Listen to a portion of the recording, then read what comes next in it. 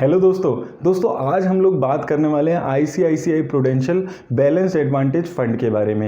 ये एक hybrid category के म्यूचुअल फंड्स होते हैं। दोस्तों हाइब्रिड कैटेगरी के म्यूचुअल फंड्स वो म्यूचुअल फंड्स होते हैं जो इक्विटी और डेट दोनों में ही अपना पैसा इन्वेस्ट करते हैं। तो इन म्यूचुअल फंड्स में इन्वेस्ट करने पर आपको ये बेनिफिट होता है कि आपको अपनी डेट की एलोकेशन अलग से नहीं करनी है और आप सीधा इसमें इन्वेस्ट करके अपनी डेट की एलोकेशन भी कर सकते हैं। और ये ज़्यादा गिरते नहीं है फंड्स, क्योंकि ये डेट और इक्विटी दोनों में ही इन्वेस्ट करते हैं। हाँ, लेकिन इसमें आपको ये चीज़ ध्यान रखनी है कि इन म्यूचुअल फंड्स में आपको 20-30% की रिटर्न नहीं मिलेगी।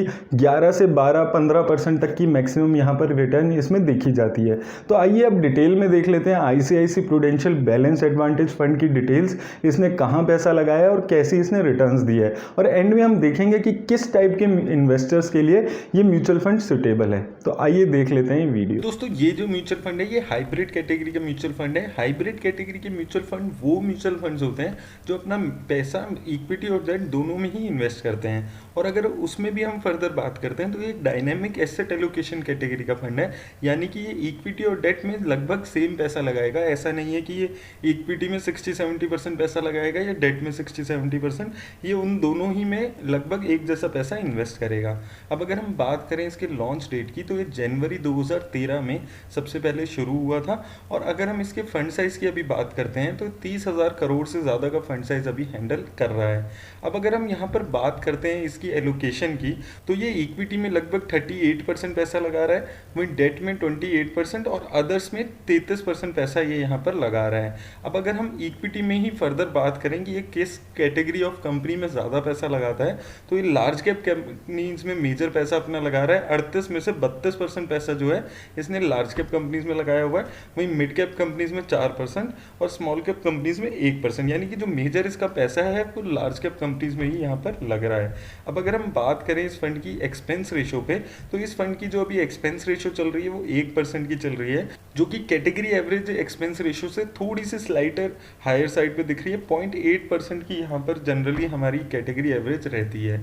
अब अगर हम यहाँ पर बात करें SIP अमाउंट की, तो अगर आपको इस फंड में इन्वेस्ट करना है तो आप मिनिमम 100 रुपये से यहाँ पर शुरुआत कर सकते हैं, और अगर आपको लमसम इन्वेस्ट करना है तो आप 500 रुपये से यहाँ पर लमसम में भी इन्वेस्टमेंट कर सकते हैं। अब अगर हम बात करें यहाँ पर इसके टैक्सेशन पे, तो दोस्तों सिंस ये अपना जो मेजर पैसा है वो इक्विटी में नहीं लगा रहा है, तो ये एज अ डेट फंड यहाँ पर इस पर टैक्सेशन लगता है। तो यानी कि अगर आप इस फंड को 3 साल से ज़्यादा के पीरियड के लिए होल्ड करते हैं तो आपका जो गेन होगा वो लॉन्ग टर्म कैपिटल गेन माना जाएगा, और उस पर 20% की आपको टैक्स देना होगा पोस्ट इंडेक्सेशन बेनिफिट्स।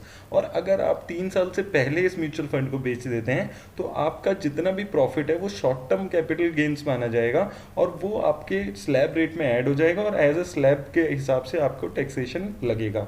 अब आइए दोस्तों हम बात कर लेते हैं इसके एग्जिट लोड पे। इसका जो एग्जिट लोड है वो 1% का है अगर आप 10% से ज़्यादा अपनी इन्वेस्टमेंट 1 साल के अंदर निकाल लेते हैं। अगर आप 1 साल के बाद कितनी भी इन्वेस्टमेंट निकालते हैं उस पर आपको कोई एग्जिट लोड नहीं देना होगा। अब अगर यहाँ पर हम इसकी रिस्क रेशोज देखें तो इसकी जो स्टैंडर्ड डेविएशन है वो 13.19 चल रहा है। दोस्तों स्टैंडर्ड डेविएशन एक फंड की ये बताती है कि वो कितना वॉलेटाइल है, वो कितना ज़्यादा रिटर्न में वॉलेटिलिटी उसकी दिख रही है। तो यहाँ पर स्टैंडर्ड डेविएशन इसकी कैटेगरी एवरेज से थोड़ी हायर साइड पे हमें दिख रही है। वहीं शार्प रेशो और टर्नर रेशो जो कि हमें ये बताती है कि एक फंड रिस्क लेके कितनी ज़्यादा रिटर्न जनरेट कर पा रहा है, यानी कि रिस्क एडजस्टेड रिटर्न कैसी है, ये यहाँ पर इसकी कैटेगरी एवरेज से अच्छी हमें दिख रही है। अब आइए दोस्तों एक बार देख लेते हैं कि ये जो इक्विटी में पैसा लगा रहा है वो मेजर किन सेक्टर्स में लगा रहा है। तो अब अगर हम यहाँ पर सेक्टर्स पे बात करते हैं तो इसने सबसे ज़्यादा पैसा फाइनेंशियल सेक्टर में 21%, देन एनर्जी सेक्टर में 9% और टेक्नोलॉजी सेक्टर में 8%, वहीं ऑटोमोबाइल और FMCG में भी इसने 7 और 5% के आसपास पैसा लगाया हुआ है। अब अगर हम यहाँ पर बात करें इसकी टॉप 10 कंपनीज पे, तो सबसे ज़्यादा पैसा इसने ICICI बैंक में लगाया हुआ है लगभग 6% के आसपास, वहीं रिलायंस इंडस्ट्रीज में 4.5% और HDFC बैंक में भी 4.5% के आसपास पैसा दिख रहा है। वहीं इन्फोसिस में 4.5% और SDFC में 3% के आसपास, वहीं भारतीय एयरटेल में 2.5% और SBI में 2%, वहीं मदरसन सुमी सिस्टम्स में भी 2% के आसपास और NTPC में 2%, वहीं TVS मोटर में 2% के आसपास ही पैसा यहाँ पर दिख रहा है। तो दोस्तों ये जितनी भी कंपनीज इसकी टॉप 10 में दिख रही है ये मेजरली सारी हमें लार्ज कैप कंपनीज ही दिख रही है। वो हमने इसकी मार्केट कैप एलोकेशन में भी यही देखा था कि ये मेजरली अपना पैसा जो है लार्ज कैप कंपनीज में लगा रहा है। यानी कि अगर हम इक्विटी में भी इसके बात करते हैं तो रिस्क इसका थोड़ा कम है, क्योंकि ये लार्ज कैप कंपनीज में पैसा लगा रहा है। अब आइए दोस्तों एक बार देखते हैं कि डेट में ये किन कंपनीज में पैसा लगा रहा है। तो अगर हम अब इसकी डेट एलोकेशन पे बात करते हैं तो इसने जो सबसे ज़्यादा डेट एलोकेशन किया है वो आरबीआई के उसमें किया है, यानी कि 8% जो पैसा है इसने आरबीआई को दिया है। उसके बाद एक्सिस बैंक में 4%, आईसीआईसी बैंक में 2.5%, वहीं यूपी स्टेट में 2% और गवर्नमेंट ऑफ इंडिया में इसने 2% के आसपास पैसा दिया हुआ है। तो यानी कि यहाँ पर भी जो मेन इसने पैसा दिया है वो आरबीआई या गवर्नमेंट ऑफ इंडिया को दिया है, जो कंपैरेटिवली सेफर माना जाता है अगर आप देखोगे, क्योंकि आरबीआई डिफ़ॉल्ट नहीं करेगा। ये चीज़ें आपको देखनी चाहिए अगर आप डेट में इन्वेस्ट कर रहे हैं कि वो किन कंपनीज में यहाँ पर इन्वेस्ट कर रहा है। तो यहाँ पर अगर हम टॉप 5 कंपनीज देख रहे हैं तो यहाँ पर टॉप 5 कंपनी डेट एलोकेशन के हिसाब से भी हमें थोड़ी सेफर दिख रही है। अब आइए दोस्तों एक बारी देख लेते हैं कि इस फंड ने रिटर्न कैसा दिया है। अब अगर हम यहाँ पर वन टाइम इन्वेस्टमेंट की रिटर्न्स इसकी देखते हैं तो अगर आपने 10,000 रुपये लगाए होते 1 साल पहले, तो 1 साल में वो 10,000 रुपये आपके 14,000 रुपये हो गए, यानी कि 40% की रिटर्न। वहीं 2 सालों में 12,800 के आसपास दिख रहे हैं, यानी कि 2 सालों में अगर हम इसकी एनुअलाइज रिटर्न की बात करते हैं तो 12% के आसपास की वो रिटर्न है। वहीं 3 सालों में आपके लगाए हुए 10,000 रुपये इस फंड ने 13,500 कर दिए हैं, यानी कि 11% की एनुअलाइज रिटर्न।